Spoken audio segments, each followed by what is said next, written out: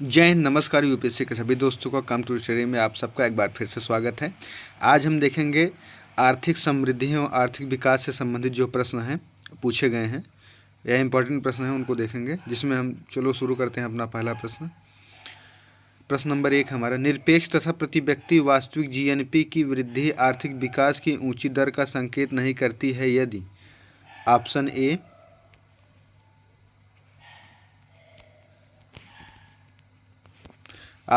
औद्योगिक उत्पादन कृषि उत्पादन के साथ साथ बढ़ने में विफल रह जाता है। ऑप्शन बी है कृषि उत्पादन औद्योगिक उत्पादन के साथ साथ बढ़ने में विफल रह जाता है। सी है निर्धनता और बेरोजगारी में वृद्धि होती है। डी है निर्यातों की अपेक्षा आयात तेजी से बढ़ते हैं। इसमें जो है क्या आंसर होगा आप लोग बताइए। इसमें सी ऑप्शन सही हो जाएगा। निर्धनता और बेरोजगारी में वृद्धि होती है जब यदि। दूसरा प्रश्न है आईएएस 2018 का प्रश्न था। निम्नलिखित कथनों पर विचार कीजिए। एक संकल्पना के रूप में मानव पूंजी निर्माण की बेहतर व्याख्या उस प्रक्रिया के रूप में की जाती है जिसके द्वारा, इसमें ए है कथन एक है, किसी देश के व्यक्ति अधिक पूंजी का संचय कर पाते हैं। दूसरा कथन है देश के लोगों के ज्ञान कौशल स्तरों और क्षमताओं में वृद्धि हो पाती है। तीसरा है गोचर धन का संचय हो पाता है। चौथा है अगोचर धन का संचय हो पाता है। उपयुक्त कथनों में से कौन सा से सही है। ए केवल 1 2, बी केवल 2, सी 2 4, डी 1 3 4। आईएएस 2018 का ये भी प्रश्न है, तो आप लोग इसको देखिए। इसमें हम देखते हैं कौन सा सही होगा। तो इसमें से हम देखेंगे प्रश्न नंबर 2 है हमारा। इसमें पहला जो है ये गलत हो जाएगा, इसमें पहला गलत हो जाएगा और हमारा दूसरा सही होगा। गोचर धन का संचय हो जाता है, ये भी सही नहीं होगा। तो इसमें अगोचर धन का संचय हो जाता है। 2 4 जिसमें सही है वो सी ऑप्शन सही हो जाएगा। इसमें सी ऑप्शन सही हो जाएगा। अगला है उच्च बचत वाली अर्थव्यवस्था होते हुए भी किसी कारण पूंजी निर्माण महत्वपूर्ण उत्पादन वृद्धि में परिमाणित नहीं हो पाता है। आईएएस 2018 का ये भी प्रश्न है। ए नहीं हो पाता है, इसका बताना है क्यों। ए कमज़ोर प्रशासन तंत्र, बी निरक्षरता, सी उच्च जनसंख्या घनत्व, डी उच्च पूंजी उत्पाद अनुपात। आप लोग इसका आंसर कीजिए, बहुत प्यारा प्रश्न है। इसमें आंसर हो जाएगा हमारा उच्च पूंजी उत्पाद अनुपात। अगला प्रश्न है 4 नंबर का प्रश्न है, निम्नलिखित कथनों पर विचार कीजिए। डूडंग बिजनेस 2019 ट्रेनिंग फॉर रिफॉर्म शीर्षक रिपोर्ट अंतर्राष्ट्रीय मुद्रा कोष द्वारा प्रकाशित की गई है। दूसरा प्रश्न है कारोबार सुगमता सूचकांक में भारत 190 देशों की सूची में 77वें स्थान पर है। उपयुक्त कथनों में से कौन सा सत्य है। तो 4 नंबर का प्रश्न है, आप लोग देखेंगे। इसमें ये भी आईएएस 2018 का प्रश्न है, तो उस समय के लिए करंट अफेयर था। ये आईएएस 2017 का प्रश्न 18 का प्रश्न नहीं है, ये जब पूछा गया था तो उस समय के करंट का प्रश्न था। उसके अनुसार इसमें सही हो जाएगा बी ऑप्शन केवल 2।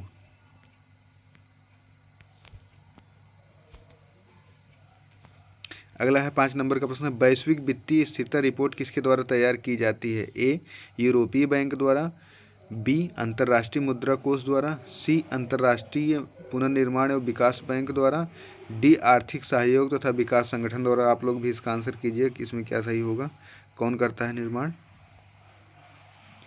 तो वैश्विक मुद्रा कोष जो है जिसे आईएमएफ भी कहते हैं, ये करता है इस रिपोर्ट का निर्माण। वैश्विक लैंगिक अंतराल रिपोर्ट निम्न में से किस अंतर्राष्ट्रीय संगठन द्वारा जारी की जाती है। ये बहुत ज़्यादा पॉपुलर क्वेश्चन, बहुत इजी क्वेश्चन है, काफ़ी एग्जाम में पूछा जाता है और इजी के चक्कर में गलत हो जाता है। तो ए ऑप्शन है विश्व स्वास्थ्य संगठन, बी ऑप्शन है विश्व बैंक, सी ऑप्शन है राष्ट्रीय विकास बैंक यूएनडीपी, डी है विश्व आर्थिक मंच। तो आप लोग इसका आंसर कीजिए, बहुत आसान सा प्रश्न, इसमें डी ऑप्शन सही हो जाएगा। निम्नलिखित कथनों पर विचार कीजिए। ग्लोबल हंगर रिपोर्ट 2018 में 119 देशों की सूची में भारत का स्थान 105वां था। दूसरा है भारत का ग्लोबल हंगर इंडेक्स स्कोर 29 है। उपयुक्त कथनों में से कौन सा कथन सत्य है। ए केवल 1, बी केवल 2, सी 1 2 दोनों, डी ना ही 1 ना ही 2। तो आप लोग जानते हैं कि इसमें जो है हमारा डी ऑप्शन सही हो जाएगा, दोनों गलत हो जाएगा। अगला प्रश्न है प्रश्न नंबर 8 है, वैश्विक भूख सूचकांक में निम्नलिखित में किस किस मद को शामिल किया गया है। तो ये बहुत प्यारा प्रश्न है, अगर आप लोग इसका आंसर कीजिए। सबसे पहले एक है कुपोषण, दूसरा है तीव्र अल्पपोषण, दूसरा है तीव्र अल्पपोषण, चौथा है बाल मृत्यु दर, तीसरा है बाल मृत्यु दर, चौथा है मातृत्व दर। इसमें कूट का प्रयोग कर सही उत्तर चुनना है। तो इसमें आप सब जानते हैं कुपोषण सही हो जाएगा, बाल मृत्यु दर सही हो जाएगी, तीव्र अल्पपोषण सही हो जाएगा, ये जो चौथा ऑप्शन है ये गलत हो जाएगा। तो 1 2 3 किस में है, इसमें ए में है, तो हमारा ये ऑप्शन इसमें सही हो जाएगा। अगला है 9 नंबर का प्रश्न है, ग्लोबल इनोवेशन इंडेक्स किस अंतर्राष्ट्रीय संस्था द्वारा जारी किया जाता है। ए विश्व आर्थिक मंच, बी विश्व बैंक, सी विश्व व्यापार संगठन, डी विश्व बौद्धिक संपदा संगठन। तो आप लोग इसका आंसर कीजिए। इसमें हम वैसे सही हो जाएगा विश्व बौद्धिक संपदा संगठन, जो भी इनोवेशन से संबंधित कार्य होते हैं। 10 नंबर का प्रश्न है, बहुआयामी गरीबी सूचकांक निम्न में से किस अंतर्राष्ट्रीय संस्था द्वारा जारी किया जाता है। ए विश्व व्यापार संगठन, बी विश्व बैंक, सी अंतर्राष्ट्रीय मुद्रा कोष, डी इनमें से कोई नहीं। तो इनमें से कोई नहीं हो जाएगा, इसमें ये सब गलत हो जाएंगे। अगला है 11 नंबर का प्रश्न है, हैप्पी प्लैनेट इंडेक्स किस संस्था द्वारा जारी किया जाता है। ए विश्व आर्थिक मंच, बी विश्व बैंक, सी राष्ट्रीय संयुक्त राष्ट्र संघ, सी न्यू इकोनॉमिक्स फाउंडेशन। तो 11 नंबर का प्रश्न है, इसमें सही हो जाएगा 11 नंबर का प्रश्न सही हो जाएगा न्यू इकोनॉमिक्स फाउंडेशन। 12 नंबर का प्रश्न है, व्यापार करने की सुविधा का सूचकांक ease of doing business index में भारत की रैंकिंग समाचार पत्रों में कभी कभी दिखती है। निम्नलिखित में से किसने इस रैंकिंग की घोषणा की है। 2016 का प्रश्न है, ये आज भी इम्पोर्टेंट रहेगा, हर बार के लिए इम्पोर्टेंट रहेगा क्वेश्चन।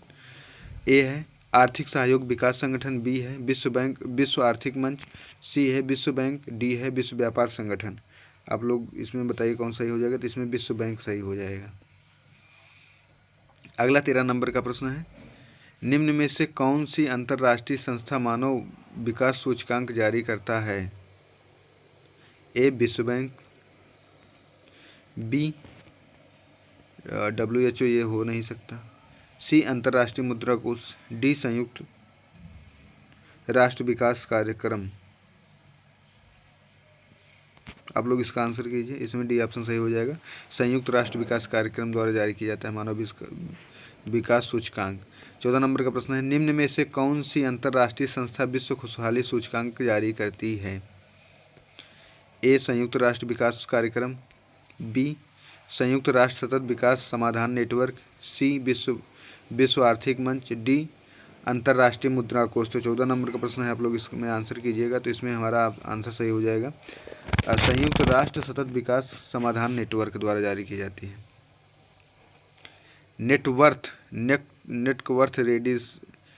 रेडीनेस इंडेक्स निम्न में से किस अंतर्राष्ट्रीय संस्था द्वारा जारी किया जाता है। ए विश्व आर्थिक मंच, बी विश्व व्यापार संगठन, सी विश्व बैंक, डी अंतर्राष्ट्रीय मुद्रा कोष।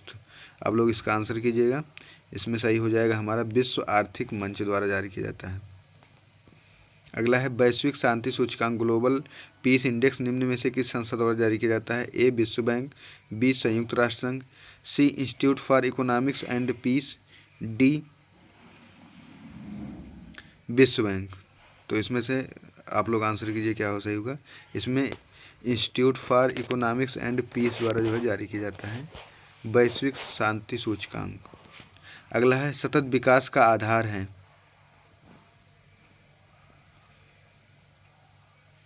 ए सामाजिक दृष्टिकोण, बी आर्थिक दृष्टिकोण, सी पर्यावरणीय दृष्टिकोण, डी उपयुक्त में से कोई नहीं। MPPSC 2015 का प्रश्न है इसमें, लेकिन ये जो है आंसर स्पष्ट नहीं हो पाएगा क्योंकि ये सभी इसमें सही हो जाएंगे, उपयुक्त में से कोई नहीं होगा आंसर, क्योंकि सतत विकास का आधार जो है सामाजिक दृष्टिकोण रहता है, पर्यावरणीय दृष्टिकोण भी रहता है।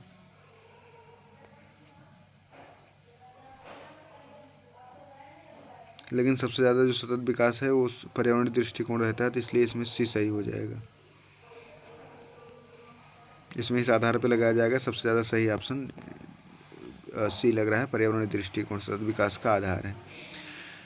सतत आर्थिक विकास से अभिप्राय है ए वर्तमान पीढ़ी के विकास के साथ साथ भविष्य का आर्थिक विकास, बी है वर्तमान पीढ़ी का केवल आर्थिक विकास, सी है औद्योगिक विकास, डी है कृषि विकास। MPPSC 2015 का प्रश्न है। 18 नंबर प्रश्न आप लोग देखें, इसमें कौन सा ऑप्शन सही होगा। इसमें ऑप्शन ए सही हो जाएगा। वर्तमान पीढ़ी के विकास के साथ साथ भविष्य का आर्थिक विकास जो है सतत आर्थिक विकास का अभिप्राय है।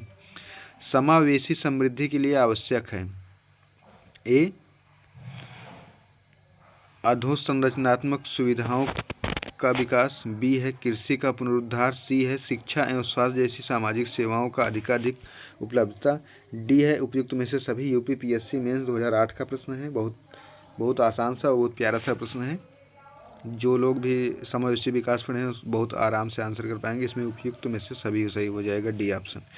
धारणीय विकास भावी पीढ़ियों के लिए अपनी आवश्यकताओं की पूरा करने में सामर्थ्य से समझौता किए बगैर वर्तमान की आवश्यकताओं को पूरा करता है। इस परिप्रेक्ष्य में धारणीय विकास का सिद्धांत निम्नलिखित में से किस एक सिद्धांत के साथ स्वाभाविक रूप से जुड़ा हुआ है। IAS 2010 का प्रश्न है। आंसर कीजिए आप लोग इसका। ए समावेशी विकास, बी सामाजिक न्याय और सशक्तिकरण, सी वैश्वीकरण, डी धारण क्षमता। तो 20 नंबर का प्रश्न आप लोग आंसर कीजिए इसका। इसमें हो जाएगा धारण क्षमता। विकास के मानवीय पक्ष पर निम्नलिखित में से एक ने सबसे पहले ध्यान केंद्रित किया है। ए संयुक्त राष्ट्र विकास कार्यक्रम, बी समन्वित ग्रामीण विकास योजना, सी विश्व विकास प्रतिवेदन, डी सामुदायिक विकास योजना। UPDA-LDA प्री 2013 का प्रश्न है। 21 नंबर का आप लोग इसका आंसर कीजिए। तो इसमें क्या सही ध्यान केंद्रित है, संयुक्त राष्ट्र विकास कार्यक्रम। इसमें ए ऑप्शन सही हो जाएगा। मानव निर्धनता सूचकांक किस वर्ष की मानव विकास रिपोर्ट में प्रस्तुत किया था। ए 1994, बी 1995, सी 1996, डी 1997। 1998 IAS का प्रश्न है ये। UPPSC GIC 2010 में भी पूछा गया था, तो इम्पॉर्टेंट हो सकता है प्रश्न। तो 1997 इसमें आंसर हो जाएगा। अगला प्रश्न है वर्ल्ड डेवलपमेंट रिपोर्ट एक वार्षिक प्रकाशन है। ए संयुक्त राष्ट्र विकास कार्यक्रम का, बी अंतर्राष्ट्रीय पुनर्निर्माण एवं विकास बैंक, सी विश्व व्यापार संगठन, डी अंतर्राष्ट्रीय मुद्रा कोष। IAS 2002, UPPSC मेंस 2004 का प्रश्न है। तो आप लोग इसका आंसर कीजिए। 23 में कौन सा सही हो जाएगा। वर्ल्ड डेवलपमेंट रिपोर्ट एक वार्षिक प्रकाशन है। तो आंसर कीजिए इसका। इसमें हो जाएगा अंतर्राष्ट्रीय पुनर्निर्माण विकास बैंक। विश्व आर्थिक संभावना ग्लोबल इकोनॉमिक परफेक्ट्स रिपोर्ट आवधिक रूप से निम्नलिखित में से कौन जारी करता है। ए एशिया विकास बैंक, बी यूरोपियन पुनर्निर्माण और विकास bank, C US federal reserve bank, D विश्व बैंक। तो 24 नंबर का प्रश्न है। इसमें आप देखते हैं क्या सही होगा। सिर्फ विश्व बैंक सही हो जाएगा। ग्लोबल इकोनॉमिक परफेक्ट्स रिपोर्ट जो है विश्व बैंक द्वारा जारी की जाती है। अगला देखते हैं 25 नंबर का प्रश्न है। निम्नलिखित में से कौन सा संगठन वर्ल्ड इकोनॉमिक आउटलुक नामक प्रकाशन प्रकाशित करता है। ए अंतर्राष्ट्रीय मुद्रा कोष, बी संयुक्त राष्ट्र विकास कार्यक्रम, सी विश्व आर्थिक फोरम, डी विश्व बैंक। तो 25 नंबर का प्रश्न है। आप लोग आंसर कीजिए। ये बहुत प्यारा और बहुत बार पूछा गया प्रश्न, बहुत बार रिपीट होता है। अंतर्राष्ट्रीय मुद्रा कोष इसमें सही हो जाएगा। तो 2014 का प्रश्न है। IAS निम्नलिखित में से कौन विश्व के देशों के लिए सार्वभौम लैंगिक अंतराल सूचकांक ग्लोबल जेंडर गैप इंडेक्स का श्रेणीकरण प्रदान करता है। ए विश्व आर्थिक मंच, इसमें बी कथन होगा UN मानवाधिकार परिषद, सी कथन होगा UN वुमन, डी होगा विश्व स्वास्थ्य संगठन। तो आप लोग इसका आंसर कीजिए। देखते हैं कि आंसर आप लोग कर पाएंगे कि नहीं। आप लोग इसका आंसर ज़रूर कीजिएगा। बहुत ईजी प्रश्न है, कहीं से देख के भी कीजिएगा। इसी प्रकार के वीडियो को पाने के लिए चैनल को लाइक करें, शेयर करें, सब्सक्राइब करें, ज़्यादा से ज़्यादा लोग के पास शेयर करें। GS के जो भी कंटेंट होंगे हम लगातार लाते रहेंगे। जय हिंद, नमस्कार। मिलते हैं अगले वीडियो में जल्द ही।